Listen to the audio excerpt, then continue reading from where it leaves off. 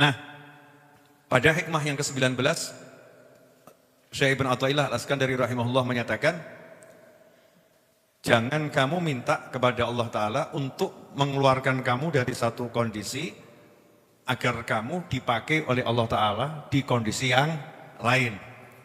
Kalau Allah menginginkan kamu berada di kondisi itu, ya pasti Allah akan tetap memberi kamu kondisi itu tanpa harus mengeluarkan kamu dari kondisi tersebut. Silahkan mumet. Ya, itu kalau diterjemahkan ya seperti itu ya, terjemahannya seperti itu. Tapi yuk kita bahas ya, bahas lagi biar jelas.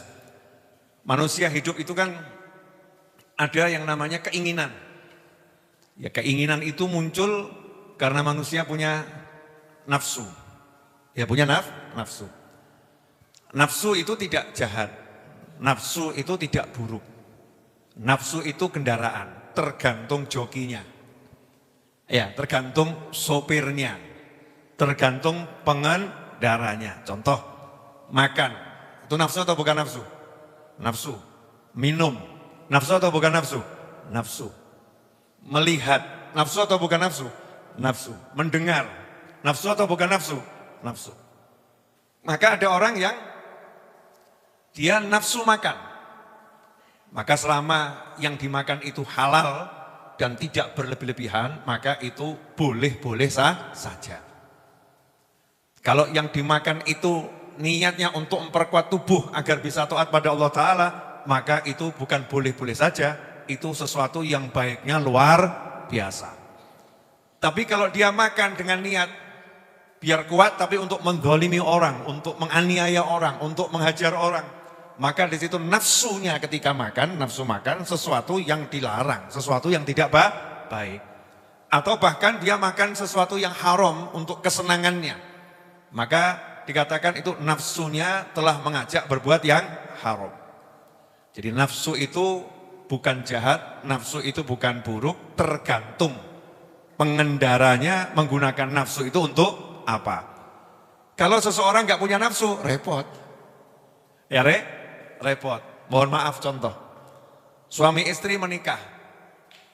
Lah kok kemudian suaminya nggak punya nafsu sama istrinya. Pemuda, sehat. Setahun nggak nafsu tuh. Kira-kira masalah atau nggak masalah itu? Masalah. Karena pernikahan itu tujuannya salah satunya menyalurkan hawa nafsu. Agar tidak terjerumus pada hal yang diharamkan oleh Allah Subhanahu wa Ta'ala. Tapi kalau dia menikah kemudian nafsunya disalurkan, dia muncul nafsunya, ya bagus. Wong nafsunya pada sesuatu yang memang halal untuk dia. Ada orang disiapkan makanan, gak nafsu makan, dia sendiri bingung. Saya pengen, tapi gak nafsu. Maksudnya pengen makan biar sehat tubuhnya, iya. Tapi seleranya nggak ada, nafsunya nggak ada. Bisa makan nggak itu? Susah. Kadang udah disuapin, ya tubuhnya nolak, bisa muntah. Ya bisa muntah karena nggak ada nafsu. Karena itu nafsu jangan dicela. Nafsu itu kendaraan. Ya nafsu itu sesuatu yang sifatnya dia tergantung siapa yang memakai. Nah, termasuk di dalam ibadah. Ibadah itu kalau nggak ada nafsu repot. Ya, nafsu sholat malam. Pengen sholat malam. Nah, ini kalau nggak ada nafsunya, maka ketika sholat lemes dia. Allahu Akbar, ngantuk, lemes. Ada seorang ulama ditanya, saya lihat antum kok sholat malam giat sekali tahajud, nggak pernah ninggalkan tahajud. Dan tahajudnya itu seger. Jenengan kalau sholat malam sama ngantuk-ngantuk, napa seger? Ngantuk. Kurang semangat ya. Nah ini ulama tadi sholat malamnya semangatnya luar biasa. Maka ditanya, resepnya apa? Ulamanya justru menjawab, dulu tuh saya nggak pernah sholat malam. Ba'da Isya udah istirahat, malam nggak pernah tahajud, nggak pernah sholat lail. Dulu. Nah suatu malam ketika tidur, saya mimpi. Mimpi itu waktu tidur atau mulai? Tidur. Jadi kalau ada teman kita lagi tidur di pengajian jangan dicela. Siapa tahu dia lagi mimpi ketemu wali. Ya kan? Siapa tahu kan nggak ngerti ya. Ada temennya tidur di pengajian kok dielek-elek, ngaji kok turu. Oh, ternyata dia waktu tidur tuh karena di pengajian ya, mimpinya ketemu wali. Atau mungkin lagi ketemu bidadari. Bawa gugah, nesu. Wah lagi ketemu bidadari surga kok bawa gugah-gugah. Loh itulah Ustadz yang ngajar, Ustadz yang ngajar. Saya lagi dapat sesuatu yang lebih dari pengajian. Faktanya nyata. Nah, termasuk ulama tadi beliau mengatakan, saya dulu gak pernah tahajud. Sampai suatu malam ketika saya tidur, saya mimpi. Saya naik sebuah kapal laut. Sebuah kapal. Di kapal itu kemudian saya diajak masuk ke sebuah kamar. Jadi kapalnya ada kamar-kamar ya. Di kamar itu ada tempat tidur. Di tempat tidur ada wanita yang cantiknya luar biasa. Seumur hidup saya belum pernah lihat wanita secantik itu. Maka saya merasa wanita ini calon istri saya atau istri saya dalam mimpi itu ya. Saya dekatin. Begitu mau saya pegang, dia mengatakan, saya belum halal buat kamu. Jangan sentuh saya. Saya belum halal buat kamu. Maka saya nanya, siapa kamu? Saya adalah bidadari surga, calon istrimu. Di surga nanti. Cuman saya belum halal karena maharnya belum kamu bayar. Loh, maharnya apa? Maharnya adalah sholat malam dan tahajud. Kalau kamu udah sholat malam dan tahajud, kamu memiliki saya. Habis itu saya bangun. Nah, waktu bangun tidur itu wajahnya bidadari itu terus kelihatan. Sehingga saya sholat malam semangatnya luar biasa. Kenapa? Rabi bidadari. Nah ini namanya ada nafsu dalam ibadah. Ada orang nanya, loh itu kan berarti bukan karena Allah. Nah, terus maksudmu yang karena Allah itu yang bagaimana? Yang ngasih surga siapa? Allah. Yang ngasih bidadari siapa? Allah. Yang ngasih istana di surga siapa? Allah. Jadi kalau orang ibadah niatnya pengen dapat bidadari, yang dia kejar itu ridhonya siapa? Allah. Ya justru memang harus begitu. Kelas kita ini kelas iming-iming. Ya udah, sama Allah akan dikasih. Ini level iming-iming. Yang doyannya makan dikasih di surga itu ada makanan model begini. Doyannya minum dikasih di surga itu ada yang mirip wedang mirip loh ya wedang jahe, tapi berbeda. Ya, yang sukanya berenang dikasih tahu ada sungai dari susu. Susah membayangkannya. Mala ain ra'at wala udhun sami'at wala khatar ala qalbi bashar. Di surga itu enggak ada, yang di sana itu enggak pernah didengar telinga. Enggak pernah dipandang mata, belum pernah bisa dibayangkan oleh seorang pun. Segala keindahannya. Nah, ini contoh ibadah dengan nafsu. Ada semangatnya gitu ya. Ada keinginannya mendapatkan sesuatu. Kalau enggak punya nafsu, berat. Ya. Makanya kadang sedekah juga ada nafsunya. Kamu kenapa sedekah? Diganti 700 kali. Yang penting kan diganti sama Allah. Perkara gantinya wujudnya duit, wujudnya apa, Allah akan ganti 700 kali. Saya semangat minta ganti tadi. Boleh. Ya tapi ingat gantinya terserah Allah. Jangan hitung-hitungan matikan. Terserah Allah gantinya. Diganti kesehatan, diganti anaknya jadi semakin lucu dan menyenangkan. Pasangannya semakin dilihat sedap dan mengasyikkan. Ya ganti dari Allah subhanahu wa ta'ala. Dia semangat sedekah, ada nafsunya ketika dia sedekah. Nah di sini diajari sama Syekh Ibn Athaillah Al-Iskandari, kamu jangan minta sama Allah untuk dikeluarkan dari satu kondisi karena melihat ada kondisi lain yang kamu lihat lebih bagus. Contoh, tuh di belakang teman-teman lagi kerja bakti. Yang lagi kerja bakti. Di sini saya ngajar, Ustadz Is baca wirid, baca sholawat, juga lagi belajar.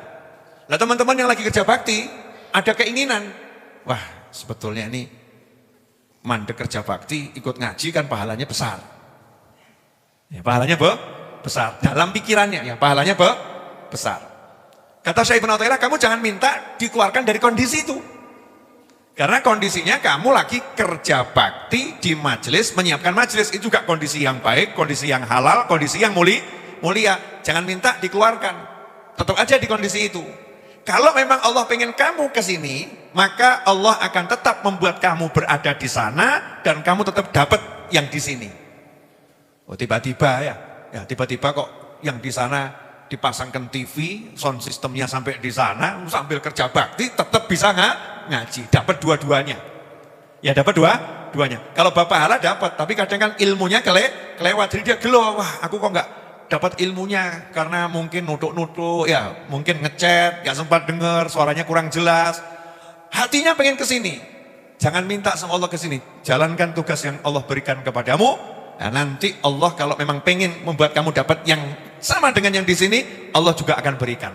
Tapi kalau kamu nggak dapat itu, ya berarti Allah nggak pengen kamu ke sini. Allah lagi pengen kamu fokus di sana. Jangan khawatir, pahalanya tetap sama, tetap dapat. Contoh, istri, ya, suaminya berangkat umroh, istrinya pengen ikut nggak? Pengen. Sementara anaknya di rumah nggak ada yang ngurus. Kalau istrinya ikut, anaknya akan terlantar. Ya, anaknya akan terlantar. Kamu jangan minta, wahai istri sama Allah, ya Allah, minta dalam arti tadi ya, nafsunya itu pengen umroh. Ya Allah, saya ini pengen sama suami, pergi sama suami, so romantik, umroh berdua, bergandengan tangan, wah keliling Ka'bah, batal wudhu ya. Mau tawaf itu nggak boleh gandengan tangan, nanti wudhunya batal, mazhab Syafi'i. Kan begitu ya, kecuali kalau yang laki-laki sama perempuan ini tidak bersentuhan kulit, tapi kan susah, mungkin nyenggol dan lain sebagainya. Tapi saya pengen pergi sama suami saya, nggak usah. Kamu fokus saja. Kalau suami kamu bilang kamu di rumah ngurus anak, ya di rumah ngurus anak. Kamu cukup di hati minta, ya Allah, kalau emang diizinkan saya pengen nemenin suami. Udah begitu aja, nggak usah nafsu gitu ya. Minta pengen sama suami. Nanti kalau Allah memang menakdirkan dan menginginkan kamu sama suamimu, nanti suamimu hatinya akan dirubah sama Allah Ta'ala. Tiba-tiba suamimu ngomong, tak pikir-pikir ya dik, eman-eman aku mangkat dewi. Nah terus anak gimana? Sistem kabeh sa omah. Sekalian satu rumah. Lah duitnya dari mana? Nah, itu ada motor 5 jual dulu. Masya Allah ya. Motor 5 jual dulu. Nah nanti kita balik gimana gak punya motor? Ya enggak apa-apa, di sana tinggal minta. Ya di sana minta. Ternyata suaminya dirubah sama Allah Ta'ala hatinya. Hatinya dirubah. Sehingga istri tadi yang enggak protes, yang pasrah, yang senang, yang ridho, sama Allah dikasih semuanya. Tanpa dia harus keluar dari kondisinya. Kondisinya kan disuruh ngurus anak-anaknya sekalian dibawa pergi umroh. Nah ini contoh dalam kehidupan itu sering kali terjadi. Nah syaratnya biar bisa begitu cuma satu. Nah ini syaratnya ini yang roto abot. Mudah tapi agak berat. Apa itu? Ridho. Jadi kalau ridho itu bahasa Indonesianya tidak protes. Di atasnya nerimo ya. Nerimo itu masih ada berat hatinya ya. Ya wis piye nih, kahanane ngene. Nerimo aku. Itu masih ada protes tipis di hati. Sebetulnya nggak mau kayak gini. Tapi kalau ridho itu nggak ada kondisi protes di hati. Seneng-seneng saja. Ya senang-senang saja. Ya kalau dalam kasus tadi istri tidak diajak suaminya pergi suruh ngurus anak. Datang setan wujud manusia, bisi istrinya. Suamimu tuh ya, kok gak romantis ya? Pergi kok pergi sendiri. Kamu sebagai istri kok gak pernah diajak? Gak pernah diajak. Istri yang udah itu akan senyum. Yang bilang siapa? Aku gak pernah diajak. Saya itu loh, gak pernah pisah sama suami. Dan suami itu loh gak pernah pisah sama saya. Orang mungkin, mau nyatanya berangkat sendiri kok. Itu kan kamu yang lihat. Kalau saya yang merasakan di hatiku selalu ada suamiku. Dan di hati suamiku selalu ada aku. Masya Allah. Ngaten bu? Nggih. Betul bapak-bapak? Aja goroh loh ya. Daripada ini kelihatannya jalan berdua tapi hatinya nggak pernah bareng. Yang ini tidak ridho dia. Tidak terpengaruh. Orang mau ngomong apa pokoknya saya tidak akan protes. Itulah yang dilakukan istrinya Nabi Ibrahim alaihissalam, Siti Hajar. Coba Siti Hajar tuh sama Nabi Ibrahim sama Nabi Ismail. Ini yang kita setiap sholat disuruh mendoakan tuh. Ya, seperti ya Allah berkatilah Nabi Muhammad SAW sebagaimana engkau memberkati Nabi Ibrahim dan keluarga Nabi Ibrahim. Jadi sholawat Ibrahimiyah. Sampai Nabi itu minta didoakan seperti keluarga Nabi Ibrahim, keluarga kakeknya. Siti Hajar alaihissalam itu di dalam kondisi yang super berat. Bayangkan lagi senang-senangnya sama suami, dikasih izin sama Allah punya anak, selama berapa tahun suaminya gak punya anak, dari dia punya anak, kan seneng gitu ya. Tiba-tiba sama suaminya diajak pergi ke suatu lembah yang gersang, gak ada air, gak ada kehidupan, terus ditinggal di situ. Ketika ditanya oleh sang istri, wahai suamiku, kenapa engkau tinggalkan kami di sini? Nabi Ibrahim gak boleh jawab sama Allah Ta'ala. Jadi diam saja. Kenapa kami ditinggalkan di sini? Diam lagi. Yang ketiga kali nanya, Allah yang suruh ya? Di situ Nabi Ibrahim alaihissalam menganggukkan kepala. Istrinya langsung menjawab, kalau Allah yang suruh, jangan khawatir suamiku. Lanjutkan perjalananmu, jangan pikirkan kami. Kami pasti akan bahagia, Allah pasti akan ngurus kami. Tapi kalau oknum ibu-ibu zaman sekarang, kalimatnya sama, tapi nadanya beda. Gak usah mikirin aku. Gak usah. Gak usah, bener, gak usah mikirin aku. Allah pasti ngurus kami kok, gak usah kamu pikirin. Ini nadanya beda atau sama ini? Beda. Artinya sama atau beda, Bu? Beda. Yang satu betul-betul ikhlas, ridho, senang. Yang satu protes. Cuman kalimatnya, ya begitu. Gak usah. Tenang aja. Iso kok aku urip dhewe. Ora usah mbok pikiri. Tenang no. Tapi nadanya begitu. Sama yang begini. Tenang Mas. Gak usah kamu pikirkan. Jangan menjadi berat hatimu. Insya Allah Allah akan ngurus kami. Kamu tuh taat sama Allah Ta'ala. Beda atau sama ini? Beda. Kondisinya Siti Hajar alaihissalam saat itu tidak ada teman. Sama sekali.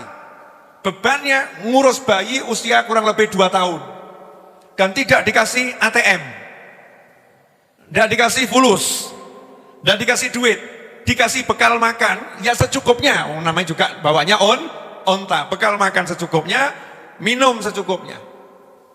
Tapi enggak protes, ridho. Hasilnya apa? Coba lihat endingnya langsung aja. Kita loncat endingnya ya. Dapat suami, suaminya tetap balik. Ya, kemudian dapat mantu. Ya, dapat mantu. Dapat temen, Allah kirimkan orang, dapat air, dapat penghidupan, dapat kota, lembah kosong jadi sebuah kota dan sekarang termasuk kota yang terame di jagat raya, kota Mekah Al-Mukarramah. Foundernya adalah Siti Hajar alaihissalam dan Nabi Ismail alaihissalam.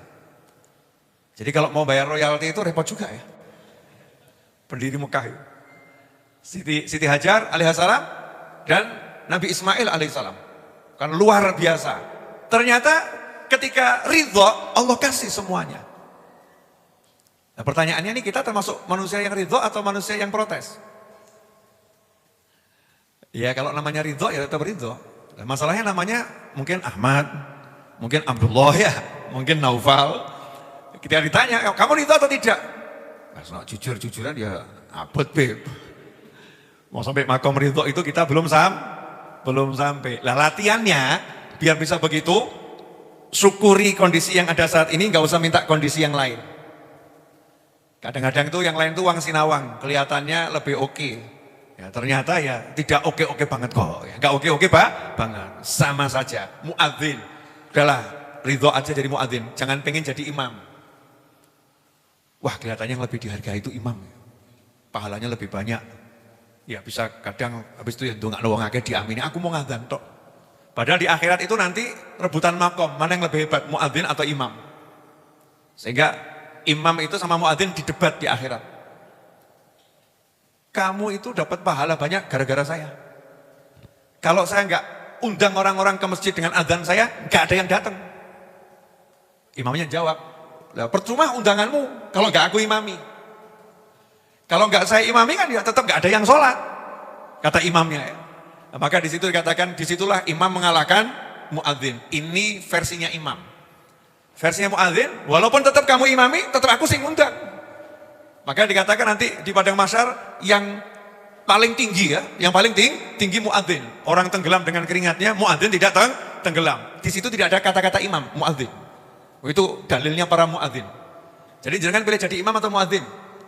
Nah, muadzin itu kadang kurang tenar loh. Ya kurang tenar, kurang dihargai. Ya kalau telat sedikit diamuk sak kampung. Ya diamuk satu kampung. Sampai ada satu cerita itu orang yang jam 9 pagi adzan, akhirnya satu kampung moro kabeh. Terus dibilang, ngawur ini jam 9 pagi, kamu adzan apa? Dijawab, yang ngawur tuh kalian. Saya subuh adzan kalian gak pernah datang kok. Jam segini adzan tambah teko kabeh, lah sing ngawur lah awakmu doh aku. Yang ngawur itu kalian. Nah ini kadang ada orang pengen jadi imam, padahal dia makomnya muadzin. Suatu hari jadi imam, dikira itu mudah jadi imam. Ternyata begitu takbir membaca Al-Fatihah hilang hafalan nih. Bismillahirrahmanirrahim. Alhamdulillahirabbil alamin. Alhamdulillahirabbil alamin. Orang maju-maju terus. Karena ternyata itu ada wibawa ya, ada wibawa yang dia nggak pernah sangka. Loh, ternyata jadi imam seperti ini. Akhirnya tambah kacau semua. Akhirnya namanya jadi rusak. Oh, Al-Fatihah hafal jadi imam. Ya, dirasani sak kampung. Kalau muadzin salah-salah didik orang wajar. Walah keturunan muadzin ini. Ya, oh muadzinnya rada anu ini. Mungkin pas banyak pikiran sehingga adanya mestinya takbirnya Allahu Akbar, Allahu Akbar, Allahu Akbar, Allahu Akbar. Dia kok pengen ya? Allahu Akbar, Allahu Akbar, Allahu Akbar, Allahu Akbar, Allahu Akbar, Allahu Akbar. Mungkin lagi pikiran wajar itu. Tapi kalau imam Al-Fatihah muter terus, ya mungkin harus ngerasa nih. Surah layak kita mulai pikun wi. Ya, lebih berat itu jadi imam. Maka kalau kita nih posisinya kok di suatu masjid takmir meletakkan kita udah kamu bagian ngepel, ya syukuri itu. Karena pahalanya sama, itu satu tim. Ya satu tim. Nanti kalau Allah mau ngasih kamu pangkat imam, kok yon subhanallah, imamnya pas sholat Allahu Akbar, kamu ini tukang pel di belakangnya persis. Oh namanya ngepel masjid ya, di belakangnya imam, ini kru utama. Nah imamnya itu baru takbir sakit perut. Akhirnya matut, gak ada suaranya imam kok ya. Masa yono suara nih, ditahan tetap. Batal gak batal? Batal. Imamnya minggir sambil ngomong aku batal. Ya. Makmumnya yang di belakang maju. Siapa tukang pel? Allahu Akbar. Kelakon dadi imam. Nah, ini contoh. Ya contoh. Allah kalau mau ya Allah akan jadikan kamu imam. Gitu. Sementara dikasih Allah makom apa? Yang ridho. Nah pertanyaannya itu untuk bisa begitu mudah atau susah? Susahnya di mana? Karena nafsunya tidak dikendalikan. Ketika nafsu nggak dikendalikan, muncul yang namanya ego. Ya, egonya muncul. Ego itu dalam bahasa syariat namanya hawa. Maka hawa kalau udah kawin sama nafsu, repot. Namanya hawa nafsu. Ya udah hawa nafsu, repot. Kok nafsunya lihat, muncul egonya, orang lain nggak boleh lihat. Hanya aku yang boleh lihat, yang lihat yang lainnya diusir sama dia semua. Minggir kafe, cuman aku yang boleh. Itu namanya hawa nafsu. Makan, dia nggak mau durian itu dimakan orang lain. Ini hanya untuk aku, yang lain diusir, rebut, nyetir. Nah ini sopir nih ya, nyetir. Jalannya besar, tapi nggak mau disalip. Nafsunya pokoknya pengen jadi juara, tapi nggak di medan balap, di jalan raya umum. Mau disalip. Egonya muncul, sopo wani nyalip aku. Jalannya kanan kosong, gak dikasih. Dia geser ke kanan, ya raiso nyalip. Ya. Geser ke kiri, geser ke kanan. Tadi nafsunya sudah kawin sama ego. Nah, itu ngeri. Kalau udah pada tahapan itu, manusia akan berada dalam lubang kehancuran. Karena itulah kita belajar begini, belajar menerima kondisi yang Allah kasih. Terus dimaksimalkan. Allah kok ngasih saya kondisi jadi ibu rumah tangga. Jangan meri sama tetangganya, ya yang bisa jalan-jalan keluar negeri. Jangan iri sama tetangganya, kok yang bisa begini, bisa begitu. Saya ini 20 tahun rumah tangga, kok hidupnya di rumah terus. Kalau Allah inginkan kamu keluar, ya nanti kamu akan dibawa keluar sama Allah Ta'ala. Yang penting di rumah kamu taat, selesai. Cuman untuk sampai di situ, ya itu musuhnya adalah mengendalikan hawa nafsu. Biar bisa ridho. Nah itu latihan. Yalah latihan dari hal-hal yang kecil. Nanti kalau ditekuni maka insya Allah akan jadi sesuatu. Monggo diunjuk.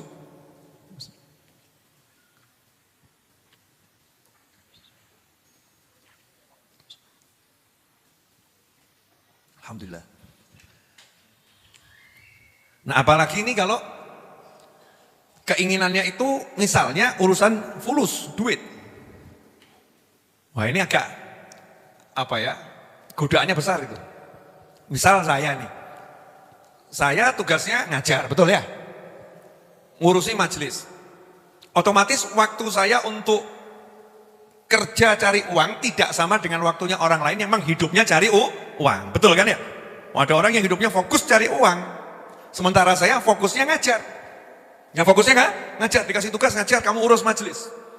Lah kok nafsu saya tergoda. Wah ini kalau punya duit banyak kan biasa bisa mengembangkan majelis lebih bagus. Enggak kipas angin, AC. Padahal udah masuk angin, AC namanya. Ya, AC. Wah nanti menunya bisa lebih bagus. Ini bisikan nafsu tuh caranya pinter. Bisiki macam-macam. Akhirnya pengumuman. mohon maaf karena saya lagi fokus cari duit. Jadi pengajian Jumat itu dalam 1 bulan saya ngajar cuma sekali, yang 3 minggu diajar Ustadz Iis. Misal gitu ya. Misal seperti itu, Ustadz Iis suruh ngajar, dijak sholawatan terus. Ya, enggak ceramah-ceramah sholawatan terus. Akhirnya saya kehilangan pahala ngajar, dan mungkin orang yang belajar akan hilang.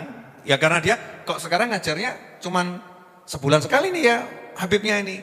Saya sibuk cari uang, ternyata cari uang juga enggak dapat. Akhirnya uang enggak dapat, ngajar juga hilang. Tapi begitu saya fokus ngajar, ya fokus ngajar, Allah Ta'ala kasih saya uang dan dikasih kesempatan untuk ngajar. Justru dapat dua-duanya. Syaratnya ojo meri sama nikmat yang Allah berikan pada orang lain, syukuri nikmat yang ada pada dirimu. Nah, yang model begini mudah atau susah? Ya latihan. Nah, contohnya misalnya kalau bab urusan ibu-ibu itu yang sering, Bu mohon maaf ya Bu, jadi contoh boleh ya Bu? Bu, ya biasanya itu kan ada perintah dari suami, dah di rumah saja, gak usah kemana-mana, urus anak. Ada enggak yang begitu? Ada. Terus istrinya orang lain itu ngomong, Dik, kamu hari Ahad liburan kemana? Boro-boro liburan. Wah, Ahad kerja bakti ngurus rumah. Nah, kalau Sabtu, podo. Jumat, podo. Lah kamu liburannya kapan? Ya nggak pernah liburan. Saya seperti ini di rumah saja itu, sama anak, sama suami. Suamimu nggak pernah ngajak kamu liburan. Lihat pantai? Ya pernah. Kapan? Lewat YouTube. Liburan lewat YouTube, setelkan TV sama suami saya. Tuh pantai ini, pantai ini, pantai ini. Suamimu begitu? Iya, waduh. Pokel bojomu. Mulai ini setan ya bisi. Wah itu memang nggak perhatian sama istri, bla bla bla bla. Masuk ini, lama-lama tadinya awal mental ya. Kumpul yang kedua setengah masuk. Kumpul yang ketiga lebih dalam masuknya. Bahkan lebih hebat dari yang bisi. Ketemu suaminya. Mas, kamu tuh mau cari surga atau neraka? Kaget. Maksudnya bagaimana? Lah mau cari surga atau neraka? Ya saya cari surga. Nah kalau kamu nggak pernah ngajak saya jalan-jalan berarti kamu nggak menyenangkan istri. Kamu seorang suami yang tidak bertanggung jawab. Suami nggak bertanggung jawab itu tempatnya neraka. Mulai gaya dalil ini. Suami nggak bertanggung jawab tempatnya neraka. Maksudmu nggak bertanggung jawab itu bagaimana? Kamu nggak pernah ngajak saya jalan-jalan. Akhirnya sok keliling kampung kiyo melaku-melaku loh Dek. Maksudnya bukan begitu lah. Maksudnya bagaimana? Ya aku pengen traveling seperti orang lain. Wah, masya Allah ya. Traveling seperti orang lain. Seakan-akan yang di kepalanya itu betul. Seakan-akan di kepalanya itu benar. Akhirnya ya suaminya mulai jengkel, sebel. Kok gini ya? Kok gini? Suaminya juga kesetanan. Kebetulan ada teman SMA yang belum nikah. Ketemu di jalan. Masya Allah. Gimana kabarnya anak berapa? Belum nikah. Ya belum nikah. Ngobrol. Kok yang ini gak pernah marah, nggak pernah ini. Yang ini kok marah. Akhirnya hatinya mulai geser. Mulai geser. Di rumah dingin, ya di luar hangat. Yang rugi siapa? Yang rugi ya suaminya rugi, istrinya rugi. Naudzubillah min dzalik. Karena tidak menerima keadaan yang diberikan oleh Allah Subhanahu wa taala. Tapi kalau dia nerima, saya di rumah tuh ya asik kumpul sama anak. Wong liburan tuh ya bukan masalah tempatnya, tapi manusianya. Apalah artinya berada di surga tapi kalau sendiri. Ayo, siapa yang mau di surga sendiri? Mau di surga sendiri? Sendiri loh ya. Di surga sendiri, tidak ada bidadari, tidak ada, mau sendiri kok. Kalau ada bidadari berarti ada yang nemeni. Ya, sungai, oke, bangunan, oke, semuanya oke, tapi ijen. Mau? Rotok mikir kan? Nabi Adam AS ketika di surga sendiri merasa kurang sesuatu, makanya sama Allah dikasih istri. Ya, dikasih istri, turun ke muka bumi sama Allah, istrinya suruh bawa, temenin istri. Ya, keindahan yang luar biasa. Makanya nggak peduli posisinya dimanapun, asal ada istriku di situ. Nabi Adam begitu, Siti Hawa juga sama. Tempat itu no matter. Bahasa Inggrisnya apa? No matter apa gitu ya? Nggak penting tempat. Apalah artinya tempat kalau nggak ada kamu di sisiku sayang. Masya Allah. Padahal ya orang ngono. Nah, itu kan orang yang paham ya Pak. Paham. Rumah itu kalau seindah apapun, gak ada yang nemenin kan rasanya gak indah. Tapi rumah itu rumah ketika hidup bersama yang menyenangkan hati. Nah, apalah artinya kalau kemudian dia pergi sendiri, ya, tanpa ridho suami. Ya, tanpa ridho suami. Artinya apa? Nah, ini kalau walaupun cuman ketemu sebulan sekali, ya sebulan sekali, tapi ada kehangatan di rumah, itu sesuatu yang luar biasa. Ridho dia. Dengan video call, seneng, Masya Allah, Alhamdulillah. Kangen-kangenan, ya. Ini yang begini mahal, ridho. Begitu kena penyakit sedikit, Mas, kita kok keluarga semacam ini ya Mas, ketemu kok cuma lewat layar. Kapan kita bisa seperti normalnya orang lain? Setan itu. Ya setan masuk, karena langsung seperti orang lain. Kondisi yang Allah kasih, dia gak ridho. Dia protes, lihat orang lain. Itu awal kehancuran kehidupan. Cek. Nanti kamu, kita buat daftar, cobalah. Saat ruwetnya diri kita, ketika hidupku ruwet, iling-ilingan, itu mayoritas penyebabnya adalah ketika mulai melihat kehidupan orang lain. Dia kok begini ya, aku kok tidak. Dia begini, aku tidak. Dia begini, aku tidak. Dia begini, aku tidak. Dia begini, aku tidak. Dia begini, kenapa aku nggak begini? Dia begini, kenapa aku tidak? Dia begini, kenapa aku tidak? Itu awal kehancuran. Yang harus kita lakukan adalah, Alhamdulillah aku dikasih Allah seperti ini. Itu terus dilatih. Kalau berhasil, hidup akan nikmatnya luar biasa. Ya seperti malam hari ini, jenengan gak pernah mikir tim jok datang. Saya juga gak mikir ini. Oke, kita syukuri kondisi kopi yang mungkin sudah mulai dingin. Ya, saya cukup. Ya, jazakumullah khairan. Tiba-tiba ada yang mau ngejok datang. Kalau Allah udah mau ngasih ya tetap dikasih. Jelas enggak ini? Malam hari ini babnya. Dah itu cukup. Sekarang saya mau ngomong yang lain. Boleh ya? Ini sekedar pemanasan, udah 3 pekan tuh bahasanya kan yang lain ya. Bu, ridho ya Bu? Ibu, ridho ya? Yakin? Ibu ridho? Ya ridho loh Pak, Ibu bisa ridho. Ridho Bu? Ridho loh Pak, ridho. Jadi kadang, ini sambil teman-teman ngejok ya, pemirsa dimanapun antum berada, yang buat kita susah itu. Saya waktu itu kan sudah sampaikan di majelis. Kemarin saya ke Jogja ketemu lagi itu. Truk yang berbeda dengan tulisan yang sama. Gambarnya Gus Ekdam, ya tulisannya tetap sama. Jangan mati-matian mengejar sesuatu yang tidak kamu bawa mati. 2 kali ini saya diingatkan sama truk ini. Yang pertama ke Jakarta, yang kedua ke Yogyakarta. Kok kebetulan ini rodok mirip ya. Jakarta, Yogyakarta. Jangan mati-matian mengejar sesuatu yang tidak kamu bawa mati. Semakin saya ulang-ulangi kalimat itu, saya mulai membuat list. Sing tak gomot, engko mati itu mau saya bawa siapa ya? 1, bojo, istri. Jadi nanti kalau kamu meninggal, istrimu bawa ya. Ya maksudnya kita nanti di akhirat pengen sama istri, betul kan ya? Anak, orang tua, ya orang tua, harta. Saya mau mati bawa harta. Terus saya nanya caranya gimana ya? Nanti kalau saya meninggal dunia, istri saya di sana juga sama saya, gitu loh maksudnya. Nanti anak saya di sana sama saya. Harta saya juga akan ada di sana bersama saya, nemeni saya. Caranya bagaimana? Berarti harus satu frekuensi. Kalau suaminya sholat, ya jangan sholat sendiri. Ajak itu istrinya berjamaah. Kalau lagi tidak bersama, perintahkan istrinya untuk berjamaah. Cari jamaah, jangan sholat sendiri. Bahkan kalau sampai nggak ada yang jamaah, suaranya yang keras, minta jamaah sama jin. Kan disunahkan kalau kita sholat itu suruh qomat ya. Qomat itu siapa tahu nanti ada diniati agar ada hamba Allah yang ikut sholat. Itu kalau memang nggak ada jamaah itu udah kepepet gitu. Seperti itu, biar ada yang lain ikut sholat berjamaah, keraskan suaramu. Biar nanti ada yang ikut. Itu ada yang praktek itu. Di suatu pom bensin ada musola, sholat isya. Allah, qomat ya, Allahu Akbar ya. Karena dapat pengajian gitu dipraktekkan. Fatihah, waladdallin, amin, melayu deh langsung, batal sholatnya, karena dia dengar suara amin, padahal itu pom bensinnya kosong, nggak ada orang, ternyata yang amini banyak, ya hal yang seperti itu mungkin terjadi. Nah jenengan ya jangan minta yang aneh-aneh, gue gak kuat tambah repot.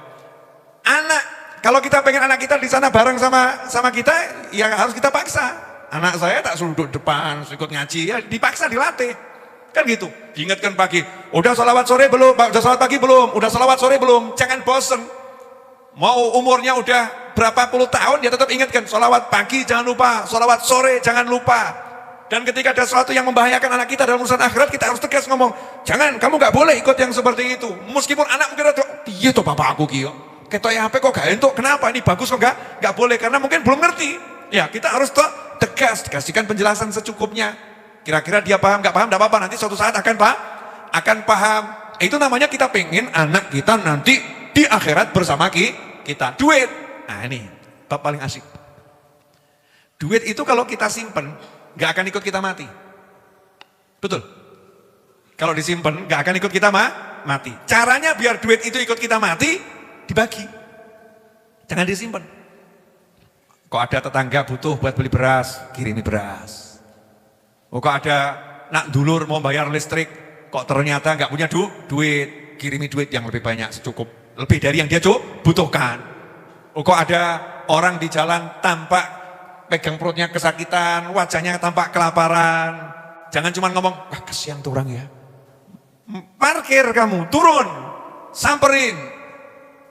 Monggo, menawi sakit bantos tugas beras atau apa makan ya silahkan kasih secukupnya. Kalau kita nggak bisa ngasih banyak, kasih secukupnya. Itu yang kita keluarkan, itu justru yang kita kirimkan ke akhirat. Semakin banyak kita keluarkan, semakin banyak kita kirimkan. Dan jangan khawatir, kalau kita ngirimnya banyak, di sana itu akan dikirim kembali lebih banyak. Gak akan habis tuh. Nah kalau disimpan, yang di sana mau dikirim, nah kurang ngirimi kok. Gak ada pingpongnya, gak ada. Gak bekerja itu, sistemnya gak bekerja.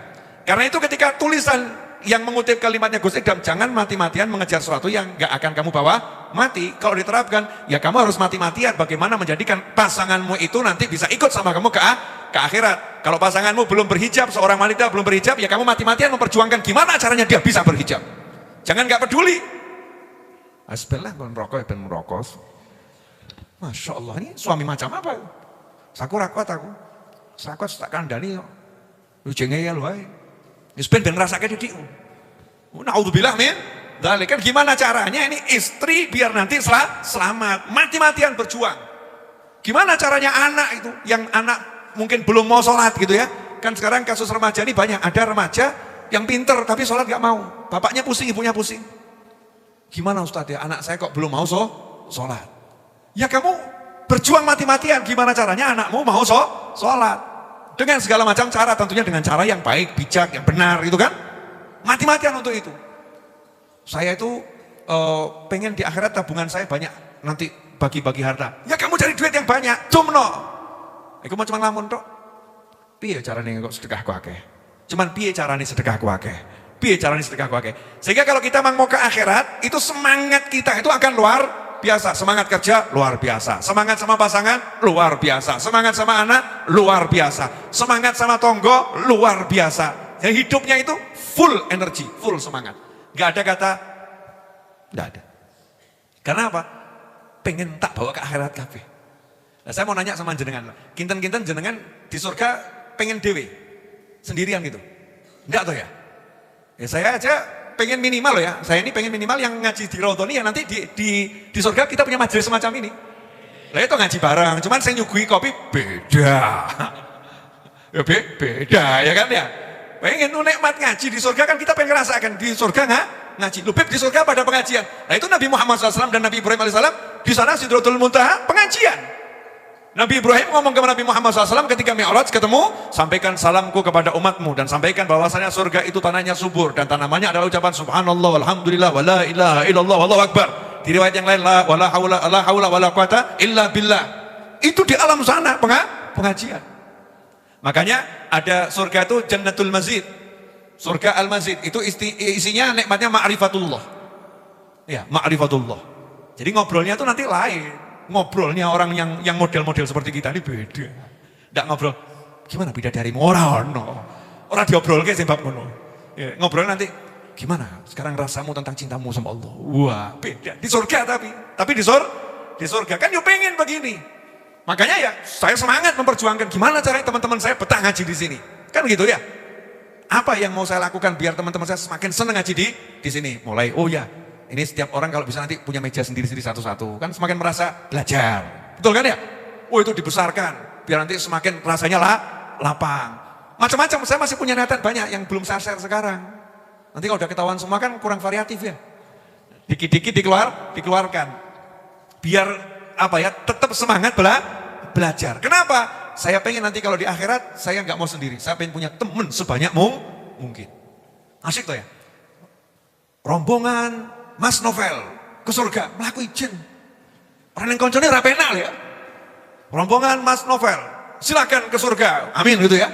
Wah, gurine wakeh, ya. Kanannya banyak. Ternyata saya juga nunut depan saya. Aku melu sing ngarep ya no ya. Ternyata enggak putus kan senangnya luar biasa. Ada semangat, kita mau bawa teman kita ke surga. Kita mau bawa teman kita ke akhirat. Perjuangkan mati-matian, jangan ya sesel aku. Ben lah merokok ben. Masa kita tega membiarkan teman kita masuk neraka. Naudzubillah min dzalik. Wah, saya udah capek saya ngurusi dia. Sudah memang dia tuh enggak layak masuk surga kelihatannya. Ngebak-ngebaki surga. Naudzubillah min dzalik. Perjuangkan. Nah, urusan duit yang urusannya untuk dunia, tidak usah kamu perjuangkan, nyantai aja. Tapi kalau urusannya untuk akhirat, perjuangkan. Misalnya akhirat gimana? Nah kok misal ya, istri belum pernah umroh, pengen berangkat umroh, mbok tawari, dik mau umroh, joguyon mas.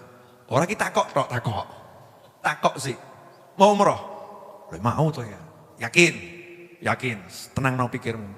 Suaminya nggak punya duit. Langsung sesuk aku tak golek duit ben bojoku mangkat umroh. Nah itu cari duit mati-matian untuk yang begini, lah itu bagus. Kalau cari duit mati-matian buat apa? Nambah tabungan. Biar saldonya biar tambah. Nanti bisa pamer, saldo saya segini. Nah, terus gue apa? Mati. Ahli waris. Ahli waris bahagia. Jelalah sing lanang mati sih. Wah, istrinya dapat warisan luar biasa. Para pria tertarik, janda cantik warisannya banyak. Akhirnya nikah lagi, kamu di alam barzah sing rekos aku. Ya, sing entek kok lanang sing kuwi ya. Sak bojoku ya diembat gitu. Duitku diembat, bojoku diembat. Ah, rugi akeh aku. Rugi banyak. Ya, buat apa capek-capek dunia kalau untuk seperti itu. Tapi kalau capek mati-matian semuanya untuk dibawa ke akhirat, ya itu memang harus. Maksudnya begitu, kalimat itu bukan maksudnya gak usah cari dunia, salah loh ya. Bukan jangan mati-matian mengejar sesuatu yang tidak akan kamu bawa mati. Berarti harus golek duit, bukan begitu. Ya, yang tidak dibawa ke akhirat tadi gak usah kita kejar. Tapi kalau mau kita bawa ke akhirat ya kita perjuangkan semaksimal mungkin. Jelas? Bu, suaminya mau dibawa ke akhirat atau mau diganti? Bukan ngeri kok, masuk cita-cita hubungan kita cukup di dunia ini saja. Ya, harus sampai ke akhirat. Yang sabar, perjuangkan. Ini ilmu ya. Insya Allah ini bagian akhir di malam hari ini. 10.11. Udah jam 10.11, jam ini agak terlambat sedikit. Ini lebih dari 10.11 ya. Ini mungkin 10.14. Oh sama, udah dibenerin berarti ya. Ya, udah dibetulin. Alhamdulillah. Biasa lihat kok telat dikit. Bu, sabar itu balasannya apa? Wasabru thawabuhul jannah. Itu sabda Nabi Muhammad SAW. Sabar itu gajinya adalah surga. Pakai bahasa gaji aja biar masuk di kepala. Pekerjaan sabar, gajinya surga. Ya, kerjanya apa? Sabar. Gajinya surga. Jelas? Kalau kerjanya sabar, gajinya surga. Ada seorang karyawan kerja berangkat dari rumah jam 4 subuh. Berangkat dari rumah, pulangnya jam 4 sore, sampai rumah jam 9 malam. Capek di kantor, macet di jalan. Capek atau enggak capek? Capek. Ditanya, kamu kok sanggup hidup semacam ini? Jawabannya, ya sabar Thomas. Kenapa kamu bisa sabar? Long gajinya 5 juta 1 bulan mas. Gajinya 5 juta. Karena gaji 5 juta 1 bulan, maka 1 bulan berangkat jam 4 subuh sampai rumah jam 9 malam, sabar sang suami, sabar istri menanti, sabar anak-anak menjalani kehidupan semacam itu. Karena di kepalanya awal bulan dapat 5 juta. Betul atau betul? Betul atau betul? Nah, sekarang saya mau nanya, ada orang kena musibah, motor hilang. Sabar atau Gresula? Sabar atau protes? Sabar atau keluh kesah? Kenapa? Kok kalah sama yang kerja tadi? Kerja, gaji 5 juta, capek mati-matian dilakoni, motor hilang, sabar, dapat surga, bukan 5 juta. Dapat surga. Pertanyaannya, pilih Gresula atau sabar? Pilih protes, keluh kesah atau sabar? Ini faktanya loh, faktanya. Pilih sabar atau keluh kesah? Kayak masjidnya kayak piye toh? Sing parkir orang genah. Motor ya iso ilang. Mulai. Ya kan? Semalingnya ngawur kuwi. Ning masjid bareng kok ya maling. Mulai itu sudah mulai kalimatnya macam-macam gitu ya. Kalimatnya macam-macam. Pulang sampai rumah ngamuk mbek bojone. Kowe mesti mau ra ikhlas toh. Aku mangkat ra ikhlas. Mangkane iki lho motor ilang. Istrinya disalahkan. Ya, anaknya nanya, "Pak, ada apa? Rasa kayak kok? Cik Muhammad bapakmu gitu." Marah-marah ya, marah. Habis itu update status, Allah nggak adil. Masya Allah. Ruwet atau nggak ruwet? Ruwet. Saya udah ke masjid, saya udah ibadah. Kok masih maling diizinkan ngambil motor saya? Kenapa kok yang nggak di diskotik tempat maksiat itu yang dimaling motornya? Kenapa orang seperti saya udah orang susah kok masih kemalingan? Ada enggak yang kemasukan setan model begini? Ada kan ya? Ada. Padahal kalau sabar itu dapat pahala surga. Makanya saya yakin seyakin-yakinnya insya Allah ayah saya itu surga. Ya, kok iso ngono? Kan harus ada dalilnya. Contoh, saya waktu masih SD, ingat betul tuh. Ayah saya, SMP kelas 1. Ayah saya baru beli sepeda ponik warna biru. Untuk beli sepeda ponik warna biru itu kerja ayah saya bukan setahun, nyelengi 2 tahun itu ya, biar bisa beli ponik warna biru. Senang, saya diboncengkan ya ke tempatnya paman saya. Azan asar, waktu itu saya alhamdulillah pemuda baik-baik. Ya saya kira insya Allah cik menu. Dan semoga selama-lamanya, amin. Antum juga. Saya pamit sama ayah saya. Ayah, pinjem sepedanya, tak buat ke masjid. Monggo, masjid, nepit, parkir di masjid. Singkat cerita, setan bisi, pitmu hilang lu. Ini waktu sholat bener, pitmu hilang. Tak jawab, setan jonggodo. Ini akhirnya sholat perang sama setan itu. Di masa itu belum sampai ilmu yang sekarang. Jadi setan tak ladeni. Sehingga sholat gak ngadep Allah, ngadep setan. Betul kan ya? Tak ladeni. Orang hilang. Atahiyat, batalno sholatmu batalno. Pitmu hilang. Orang hilang. Jangan ganggu. Terus gitu. Habis salam, mau zikir ini, setan ngomong, orang saya nganggo zikir, pitmu hilang. Saya orang iso, tetap zikir. Hilang, orang hilang. Habis itu kalau habis asar kan ada sholawat sambil salaman gitu kan ya. Biar lebih akrab dan menyambut datangnya pergantian malah malaikat. Ini setan ngomong, orang saya nganggo salaman, pitmu hilang gitu dengar. Tontonan, wis tak kunci barang. Orang hilang tak kunci. Orang maling nang kene masjid. Begitu selesai salaman, setan ngomong, "Melayu. Tontonan pitmu hilang, orang usah melayu, orang hilang, aku tetap melaku." Tak alon-alon ke melakuku. Setan ngomong, "Hilang." Aku ngomong, "Orang hilang." Sampai depan masjid, hilang tenan. Loh, di pitku. Kan hati saya hancur itu. Ya Allah, ayah saya baru beli pit, baru hari ini beli sepeda, tak bawa ke masjid, hilang. Piye aku ngomong. Saya pulang itu ke jalan kaki toh, ke tempat paman saya di pinggir sebelah Kostati waktu itu nyewa di situ. Terus saya laporan, "Bah, pitnya hilang." Sama sedih gitu ya.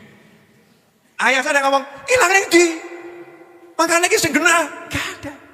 Oh ya udah, enggak apa-apa, nanti beli lagi insya Allah. Sono tok, bapak tenan kuwi. Mirip bapak murah. Itu sabar. As-sabru 'inda sadmatil ula. Sabar itu pada pukulan pertama. Bar nangis-nangis, bar babak belur, bar update status terakhir, ya wis tak sabar. Telat. Itu bukan sabar, kepeksa. Iya, kepeksa rada api, tapi kepeksa. Sabar yang para surga itu pada pukulan pertama. Lah simpel kok. Hilang, ya wes, nanti carilah lagi. Memang gak enak itu. Namanya sabar tuh gak enak. Tapi kalau ingat ganjaran di surga ki isine macam-macam loh. Pit ya ono. Lo ono pit. Tapi ya buat genjot pisan buat ganti. Yus hilang. Pit surga. Ya kan ya? Model-model buruk gitu kan mungkin ya. Tenaga buruk. Ya Allah, saya pengen mancal sepeda di surga. Malaikat yang ngomong, betul loh pancalan ini. Ada itu. Tapi berbeda loh. Dapat surga itu dapat semuanya. Apapun kamu dikasih. Lah ngono sabar kok tambah nasihati. Aja nasihati sabar. Kowe ora melu ngrasake. Piye to ki? Jenenge sabar ki ya ora kudu melu ngrasake. Sabar itu memang gak enak iki loro. Nah, ya jenat loro ki sabar. Nek penak jenenge syukur. Wah, ini jamaah YouTube banyak yang protes, Bib, tolong bahasa Indonesia, Bib. Mohon maaf, rasanya beda kalau diomongkan dengan bahasa Indonesia dengan bahasa Jawa ucul begini nih. Ini Jawa ucul. Jawa yang alus-alus nih termasuk yang muda-muda nih rada tidak paham. Oh ya, tak aluskan yang muda nggak paham, saya yang ngomong juga lebih nggak paham lagi. Lebih baik kita model beginilah ya, bahasa seperti ini. Sabar ya, sabar. Nah, itu mau coba sekarang dijadikan model kehidupan. Loh, suamimu tuh baru dipecat loh. Terus kamu sehari makan berapa kali? Ya 3 kali. Makan ke mall enggak? Nah, emang perlu. Apa kamu hidupnya baik-baik saja? Ya, kenapa harus gak baik? Sabar. Iki ora. Suami baru dipecat. Memang suami gak becus.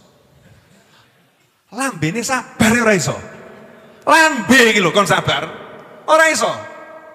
Ada ndak oknum semacam ini? Ada. Ada, Bu? Lu ada loh, ada. Oh, di sini solihah kok. Enggak semacam itu, tapi mungkin beliau mendengar suami model begitu. Naudzubillah min dzalik. Mulut ini sabar tuh. Sabar tuh. Nang abot. Rasanya pengen mulutmu harimaumu, tahan, jangan menerkam orang. Ya, tahan. Kasihan ini manusia, jangan diterkam sama harimau. Sabar, dimpet. Zaman sekarang kehidupan susah. Orang sarumet. Kalau nggak mengatakan susah, obatnya cuma sabar. Orang sabar tuh nanti naik makom jadi syukur. Kan macam-macam. Bib, hidup sekarang susah. Susahnya nanti. Cari makan susah, ngapusi gue. Cari makan susah itu bohong. Yang ada kamu nggak mau cari. Nggak mau cari. Masuk kota Solo, cari makan, nggak akan susah. Majlis ini ya tiap rampung majlis makan, betul? Majlis tempat lain rampung roti, ya. Acara hall NU rampung makan. Mau ada syukuran rampung makan, bahkan dikasih kerdusan. Terus ngomong cari makan susah, yang ada itu cari makan menurut seleramu susah. Kamu gak sabar dengan makanan yang ada lah, pengennya makan sehari yang harganya 500.000 ya angel. Mungkin susah.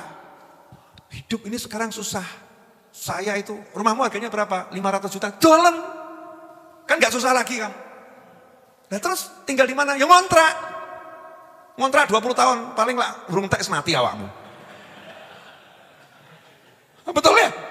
Ngontrak 20 tahun masih susuk gitu, masih ada sisa. Yang buat susah adalah pikiran kita sendiri, dibuat ruwet ya, dibuat ruwet. Sabar, terima keadaan.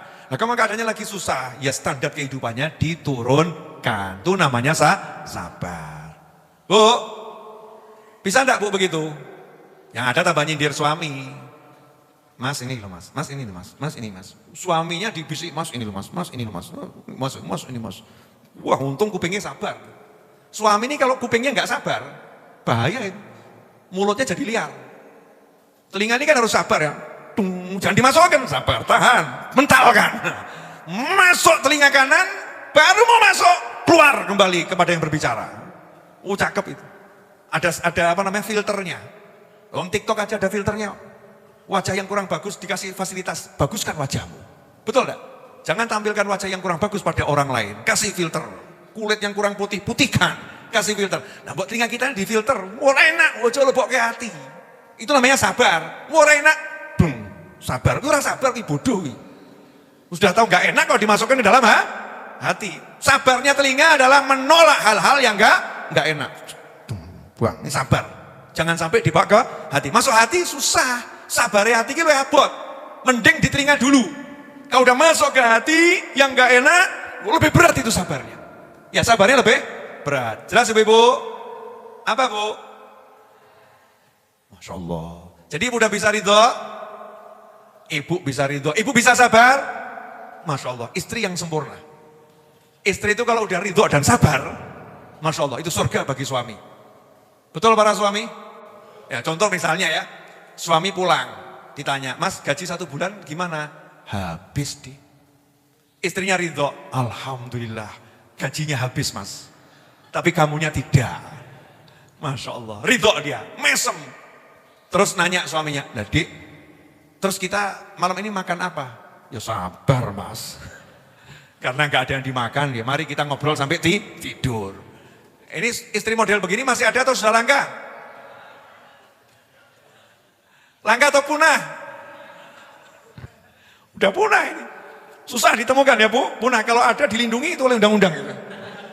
Harus dimuliakan, semulia-mulia yang termasuk wali-wali Allah. Ya, wali-wali Allah. Karena untuk bisa ridho dan sabar seperti itu tidak mudah. Kalau sabar sholat itu masih lebih mudah. Wudhu, kan sholat butuh sabar wudhu, sabar ngadeg, sabar ruku, sabar sujud, ya kan?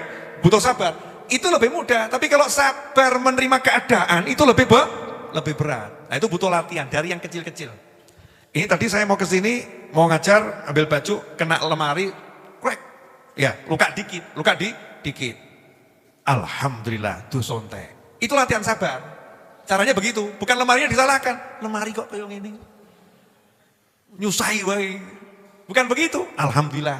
Dosanya habis. Kan 1 duri menghapus dosa. Lan rodok suwek titik kan lebih dari duri ini. Berarti dosanya habis. Itu cara ngelatih sabar dengan membandingkan musibah dengan imbalan. Musibahnya apa? Imbalannya apa? Nanti kita bisa sabar. Clear? Bu. Sabar ya Bu. Alhamdulillah. Orang sabar itu nanti masuk surga. Ada orang nanya sama saya, Bib, kalau saya bersabar menghadapi suami saya, nanti di surga siapa suami saya? Harapannya itu dapat ganti ya. Saya jawab ya, kalau suamimu masuk surga ya, di surga ya suamimu yang sekarang di dunia ini. Ya Allah Bib, di dunia sudah sabar, di akhirat sudah sabar lagi. Di dunia sudah sabar, di akhirat sudah sabar lagi. Usah ngomong ngawur kamu. Kau udah di surga itu ya udah berubah. Makomnya surga itu syukur semua. Begitu masuk surga aja ucapannya Alhamdulillah. Gak ada orang masuk surga ucapannya Innalillah, gak ada. Masuk surga itu langsung Alhamdulillah. Itu tempat untuk syukur. Jangan khawatir, wajah suami berubah, paras berubah, gantengnya luar biasa, perilakunya juga indahnya luar biasa. Itu buah kesabaran adalah surga. Wah, ada lagi yang ngomong, Alhamdulillah Bib, karena saya sabar menghadapi suami saya, Alhamdulillah sekarang saya diganti suami yang baru Bib. Tanya toh, maksudnya gimana? Ya saya sabar Bib menghadapi suami saya, sabar betul, sampai suami saya itu meninggal dunia Bib. Nah karena saya itu janda muda Bib, Alhamdulillah terus ada yang lamar saya.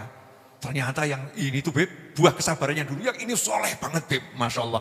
Apakah wahai para suami, kamu ingin jadi yang seperti itu? Disabari istrimu kemudian diganti sama Allah dengan yang lain. Kamu dimatikan dulu, didatangkan suami baru. Bu, enggak begitu ya Bu? Enggak, ibu enggak begitu. Tapi ada yang begitu, ada yang begitu. Alhamdulillah suami saya yang sekarang tidak seperti suami saya. Dulu saya sabar, maka diganti dengan suami yang baru ini yang Masya Allah baiknya luar biasa. Nah coba kalau yang ngomong gitu suaminya, Alhamdulillah berkat saya sabar menghadapi istri saya Bib. Sekarang diganti istri yang baru. Nah yang lama mana? Meninggal Bib. Yang baru ini solihah baiknya luar biasa. Kan jangan seperti itu ya. Jangan sampai pasangan kita sabar dengan kita. Yuk rubahlah pasangan kita syukur dengan kita. Ya, syukur terus Alhamdulillah, Alhamdulillah, Alhamdulillah. Kalau kita udah bisa ridho, nanti munculnya syukur. Alhamdulillah. Hakadha walafu minkum.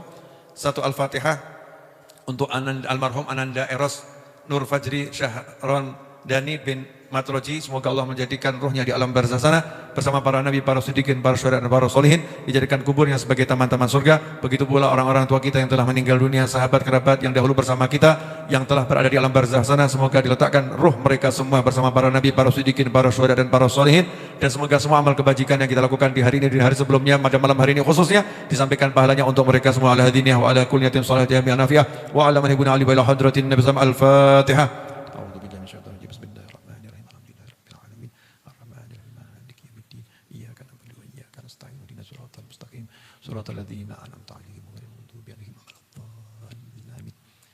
Al-Fatihah untuk kesembuhan paman saya Habib Ali bin Ali Al-Habsyi, semoga diberi kesembuhan, diberi kesehatan, diberi panjang usia dalam segala kebaikan, kebahagiaan dan ketaatan, dijadikan seluruh keluarganya dalam keadaan yang baik, yang sehat, yang bahagia, panjang usia semuanya. Ala hadiniyah wa ala kuliyatin salihah jami'an nafi'ah wa ala man habibuna ali wa ila hadratin Nabi SAW. Al-Fatihah.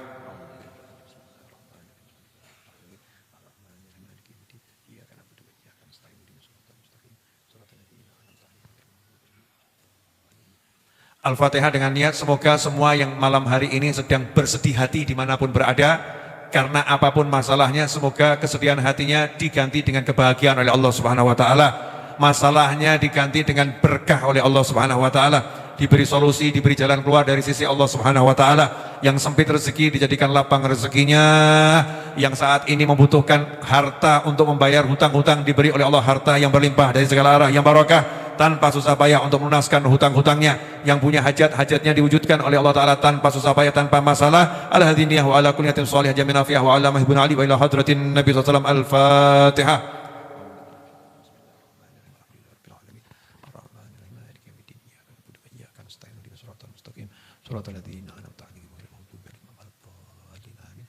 Al-Fatihah, semoga anak-anak kita jadi anak-anak yang selamat dunia, selamat akhirah.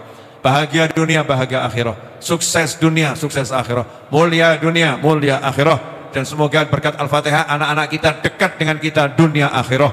Cinta kepada kita dunia akhirah. Dan semoga anak-anak kita dijauhkan dari keburukan dunia dan keburukan akhirah. Petaka dunia dan petaka akhirah. Dan semoga pasangan hidup kita dijadikan bahagia sebahagia-bahagianya dunia hingga akhirah. Tentram setentram-tentramnya dunia hingga akhirah. Ala hadiniyah wa ala kulliyatin salihah jami'an nafi'ah wa ala man habibun ali wa ila hadratin Nabi SAW. Al-Fatihah.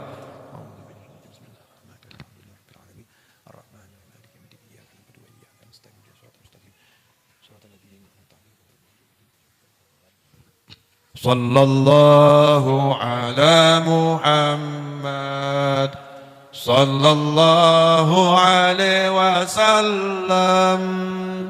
Sallallahu ala Muhammad sallallahu alaihi wasallam. Ashraqal badru alaina waqtafa badru tamami mithla husni ma ra'ayna fil iraqaini wa syami. Rabbi faj'al mujtama'na ghayatu husnul khitami wa'tina ma qad sa'alna min atayakal jisami wakrimil arwaha minna biliqa khairil anami wablighil mukhtar anna min salatin wa salami. Sallallahu ala Muhammad sallallahu alaihi wasallam.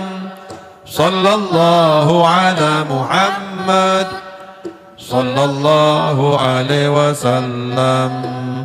Allahumma salli wa sallim ala Sayyidina Muhammadin miftahi babi rahmatillah adada ma fi ilmillah salatan wa salaman daimain bidawami mulkillah wa ala alihi wa sahbihi. Allahumma ij'al fi ta'atika farahi wa sururi wa fi mardatika jami'a umuri. Allahumma ya alim bihalati wa muttali ala sarairi wa niyati iqdi jami'a hajati waghfir dunubi wa sayyiati wa tajawaz an khati'ati wa zallati wa taqabbal jami'a hasanati wa samihni fima madha wa ma ya'ti حياتي واكتبني في ديوان ساداتي واسلك بي سبيل نجاتي في حياتي ومماتي. اللهم إني طامع في عطاك راغب في رضاك مستسلم لقضاك فاكتبني من أولياك واسلك بي سبيل هداك وألحقني بأصفياك. وصلى الله على سيدنا محمد وآله وسلم. Alhamdulillahi Rabbil Alamin. Jazakumullah khairan atas kehadirannya. Semoga berkah untuk semuanya. Wassalamualaikum warahmatullahi wabarakatuh.